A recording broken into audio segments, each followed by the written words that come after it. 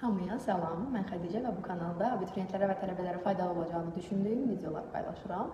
Bugün isə çox uzatmadan demək istəyirəm ki, çox uzun zamandır video çəkmirik və həm buraxılış, həm blok imtahanları haqqında danışmaq istəyirəm. Düzdür, keçən il hər biri haqqında ayrı-ayrı videolar paylaşmışam. Lakin aydın məsələdir ki, onlar bir il öncə idi və həm yenilənib bəzi mövzular, bəzi məsələlər, həm də ki, şəxsən mən özüm bir il öncə olan kontentlərə baxmağı istəmirəm. Niyə? Çünki daha az empatiya qurulmuş kimi hiss edirəm. Odur ki, sizə də o cür yanaşdım və istədim ki, yenidən danışaq. Çünki çox əlavə suallar vermisiniz mənə. Həm bununla bağlı, həm bu il nələri necə eləyə bilərsiniz, daha fərqli, necə hazırlaşa bilərsiniz, hər şey burada danışacağıq və əlavə olaraq demək istəyirəm ki, nəsə əlavə bir sualınız varsa və ya bundan sonra nə videolar görmək istəyirsinizsə kanalda aşağıda imенно bu videonun rəylərində yazın. Mən buradan baxacağam, növbəti videolarda nələr çəkək və istəyirəm ki, bizim universitetin, yəni UNIAC-in bütün korpuslarını bir yerdə bir videoda topladığım bir video çəkim. Əgər bu sizə maraqlıdırsa, bunu da aşağıda yazın ki, çəkim. Maraqlı deyilsə, boş-boş çəkməyim onu. Çünki sizin fikirləriniz önəmlidir, aydındır ki.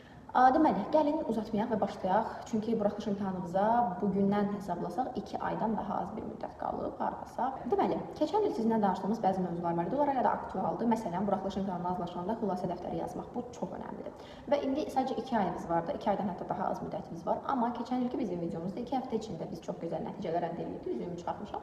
2 həftə içində biz çox qəşəng nəticələr əldə edirdik və bunu 2 ayda 2-yə qatlamaq olar.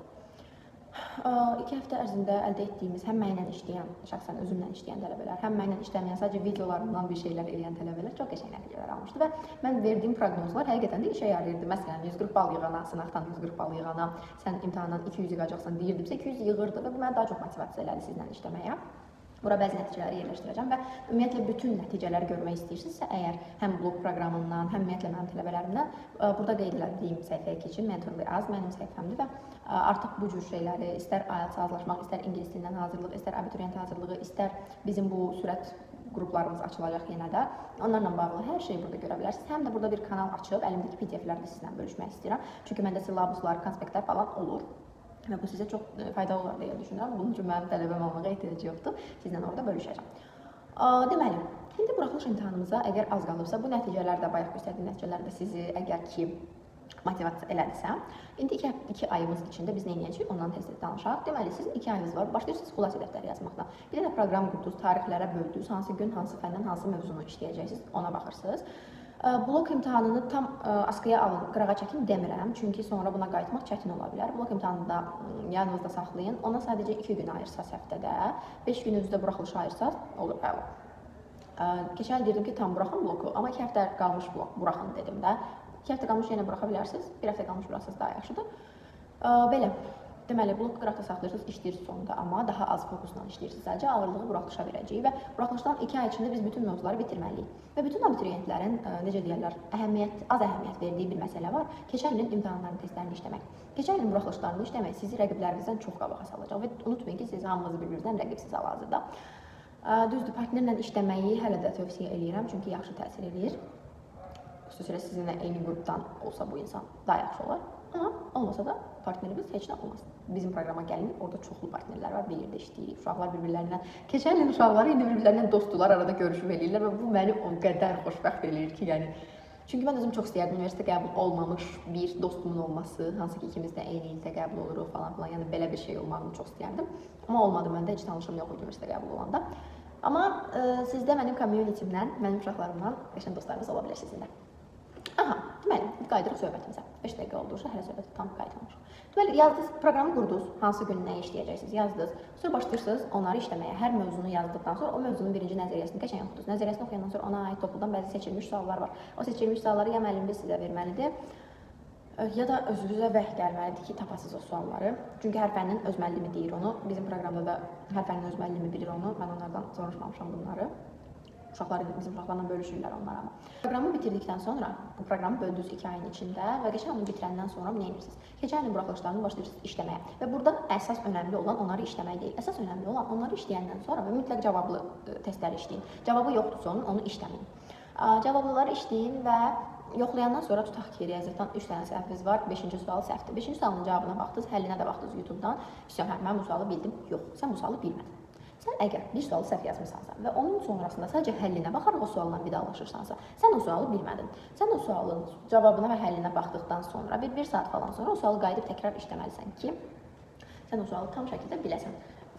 Ona görə də sınaqları işləyəndən sonra qəşəng onların cavablarına baxırsınız və daha sonra isə başlayırsınız həmin o bilmədiyiniz, səhv yazdığınız sualı təkrardan işləməyə. Bu çox önəmlidir. Daha sonra xülasə dəftəri dedim, xülasə dəftəri yazırsınız, imtahan günü də oxuyursunuz, imtahana bir gün qalmış da oxuyursunuz və ən əsas məsələ nədir? Sizin bəzi mövzularda zəif tərəfləriniz ola bilər. Tutaq ki, ingilis dilindən tense formlar, zamanların hamısını səhv bilə bilməzsiniz təbii ki. Tutaq ki, present perfect-i bilməyib məsələn. Present perfect-i bilmirsənsə, bir də ona baxarsan səhv şəkildə ki, bu mövzu mənim anlaya biləcəyim bir mövzudur. Əgər anlaya biləcəyim bir mövzudursa, sən bu mövzunu elə indicə baxırsan, onu öyrənirsən qəşəng. Üzr istəyirəm, saçlarımı təzə kəsdirmişəm, ona görə çox oynayıb diqqətinizi dağıda bilərəm. Sən əgər bu mövzunu anlaya bilərsənsə, indi oxumaqla, bir-iki dənə YouTube izahı videosuna baxıb, sonra da testini işləməklə, o zaman bunu bəlkə. Amma yox, bu mövzu sənin mövzun deyilsə, o zaman bu mövzunu boş buraxırsan və imtahanda da onu yazmazsan. Ona fokuslanmaqdansa daha yaxşı ola biləcəyi, daha yaza biləcəyin, sənə asan gələn bir mövzuya fokuslana bilərsən. Çünki biz fərqliyik. Mənə trigonometriya çox asan gələ bilər və rahatlıqla onu qavraya bilərəm. Sənə çox çətin gələ bilər. Mənə past tense, tutaq ki, past perfect ya da present perfect çox çətin gələ bilər, amma sənə çox asan gələ bilər. Ona görə də baxmalısan zəif olduğun mövzulara və qərar verməlisən ki, bunu öyrənə bilərsən yoxsa yox. Bundan sonra nə edəcəksən? Psixoloqla işləməyi tövsiyə edirəm. Psixoloq əgər ki, yoxdursa ətrafında və ya valideynlər buna yaxşı baxmırsa, isti yanaşmırsa psixoloqla işləməyi və ya YouTube-dan psixoloqların videolarına baxa bilərsən, sırf səni narahat edən mövzunu axtarışa verib baxa bilərsən, ya da bizim bu il yenə buraxılış proqramımız olacaq və bu il biraz daha fərqli olacaq. Bu çox həyəcanlandırır məni, çünki təkcə mənim mentorluğumla olmayacaq buraxılış. Keçən il blogda necə olmuşdusa, hər fənin öz müəllimi var idi və bir yerdə işləyirdik. Bu il də buraxılışda da eyni şey olacaq və sadəcə bir ayın içində biz bir yerdə hazırlaşacağıq. Və burada ən maraqlısı odur ki, həm bizim psixoloqumuz olacaq, həm də ki, mən özüm də sizinlə birlikdə imtahana hazırlaşırmış kimi hazırlaşacağam və bu məni çox həyəcanlandırır. Çünki hər il buraxılış imtahanına, sırf buraxılışı daha çox sevirəm mən blogdan.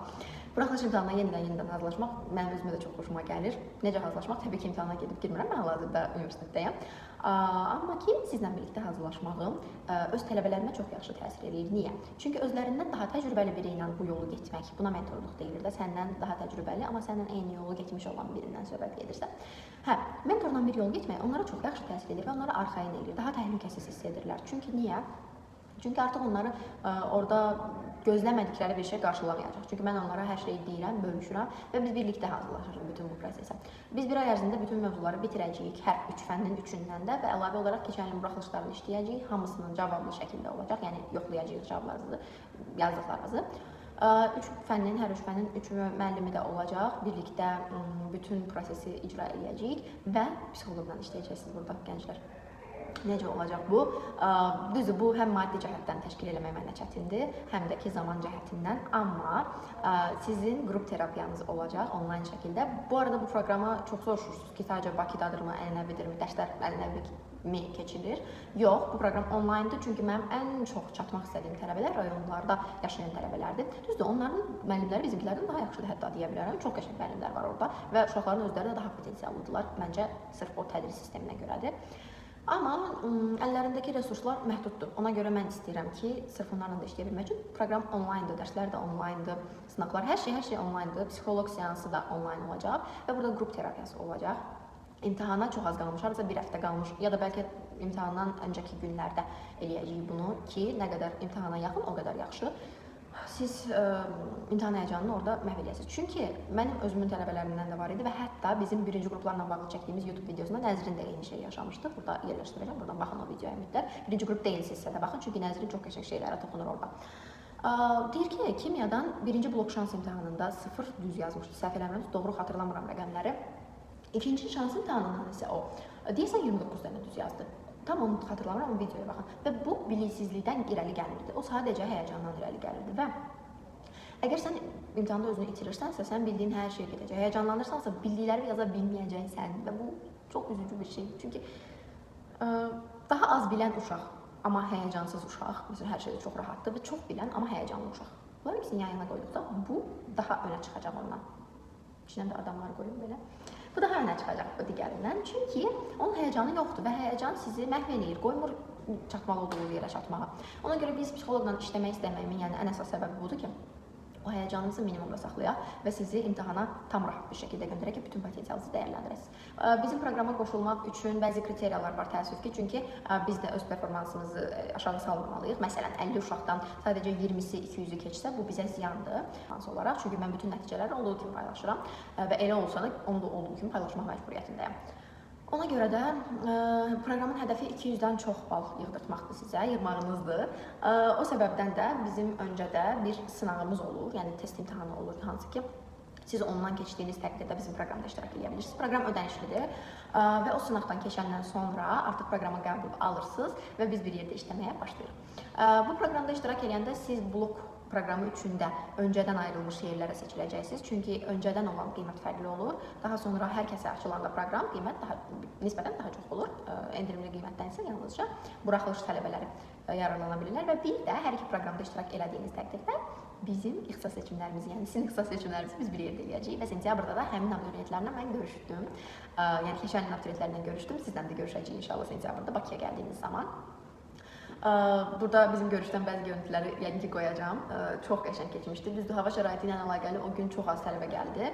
Amma ki dəhşət maraqlı keçdi və mentorluda paylaşacağam oradan da video çarxımızı mentorluda paylaşacağam ki görəsiniz, təsəvvürləriniz yaransın və bu sizi daha çox motivasiya eləsin. Və mən öz tələbələrimə, keçən il öz abituriyentlərimə qəbul olmaq istədikləri universitetdən kadrlar göndərirdim. Yadımda da Aysel Bakı Dövləti çəkib göndərmişdim ki, səni burada gözləyir. Düzdür, Aysel Bakı Dövlətə yox, Dillər Universitetinə qəbul oldu. Amma bu yenə də onun xeyrinə baş verən bir hadisə oldu. Nə yalan deyim, o hüquq istəyirdi, amma bir balanın hüququ qaçırdı. Deyəsən, o 600 yığmışdı, hüquq 601 idi.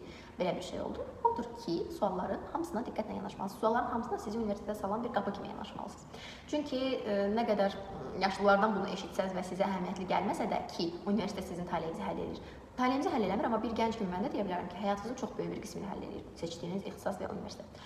Daha çox ixtisas. Odur ki, hər suala bir bal kimi yanaşmalısınız və hər sualı qəşəng-qəşəng işləməlisiniz, diqqətlə yazmalısınız o sualları.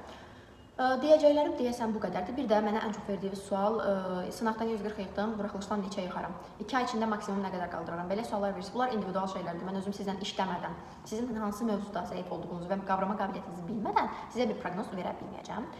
Çünki o proqnozu mən verəndən sonra sizin üçün o hədəf alına çevrilir və ona nail olmadıqda bu sizə çətin ola bilər. Ona görə bizim proqramda işləsəz, bəli, proqnoz verəcəyik yəqin ki sizə, ən azından bal aralığı veriləcək. Amma belə mən sizə 2 ay ərzində nə qədər bal qaldıra bilərsiniz? 140-dan 90-a, 190-a, daha doğrusu necə qalxa bilərsiniz? Qalxa bilərsinizmi? 250 yığa bilərsənmi sən, yoxsa yığmazsanmı? Bunları sizi tanımadan, necə tanımadan, potensialınızı bilmədən deyə bilmərəm.